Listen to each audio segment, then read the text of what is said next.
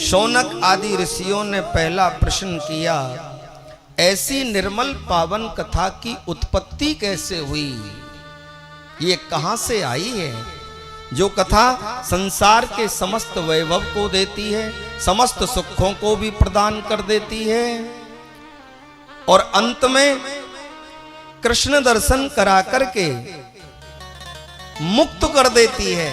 इस कथा की उत्पत्ति कहां से हुई? शौनक आदि ऋषियों ने नैमिषारण्य में पहला प्रश्न श्री सूत जी महाराज से किया। सूत जी महाराज यहीं से इस कथा का शुभ प्रारंभीकरण करते हैं। आदरणीय श्री सूत जी कहते हैं, इस भागवत कथा की उत्पत्ति तो भगवान नारायण के मुखार बिंद से हुई। बोले नारायण भगवान की जय जय जय श्री राम। राधेश। भागवत की उत्पत्ति भगवान नारायण के मुखार बिंद से हुई और नारायण भगवान ने इसका उपदेश ब्रह्मा जी को दिया और ब्रह्मा जी ने इसका उपदेश अपने पुत्र नारद जी को दिया और नारद जी ने सरस्वती नदी के तट पर इसका जो उपदेश है वो वेद व्यास जी को दिया, तो व्यास जी ने इसका विस्तार किया। बोले व्यास भगवान की जय जय श्री राधे। इसका विस्तार किया। सरस्वती नदी के तट पर व्यास जी बैठे हैं, मन में उदासी है, मन खिन्न है। उसी समय पर देव ऋषि नारद वहां आए और जैसे ही नारद जी वहां पर आते हैं तो नारद जी के चरणों में व्यास जी ने प्रणाम किया, साष्टांग दंडवत प्रणाम हुआ। आसन दिया बैठने के लिए तो वेद व्यास जी ने प्रश्न किया कि मैंने वेदों की रचना की, अनेकों पुराणों की रचना की,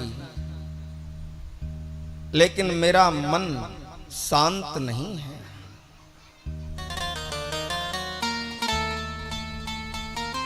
इसको शांति क्यों नहीं मिली?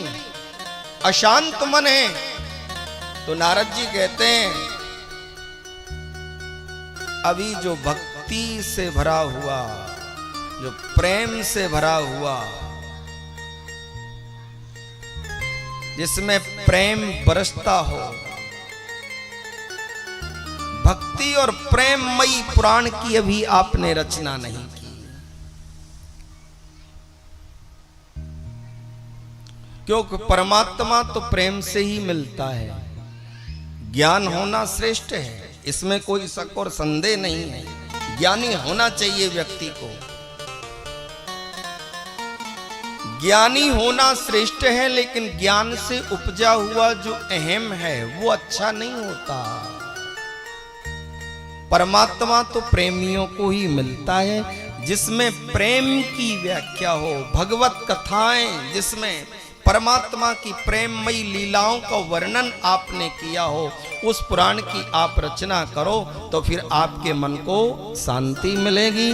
बोले वो पुराण कौन सा है? बोले वो पुराण तो श्रीमद् भागवत पुराण है, जिसमें भगवान की सुंदर लीलाओं का वर्णन किया है, जिनकी गायन प्रेम से किया जाता है। अश्रु टपकते रहें और परमात्मा की प्रेममयी कथाओं को हम श्रवण करते रहें। बोलो वृंदावन बिहारी लाल की जय हो। जय।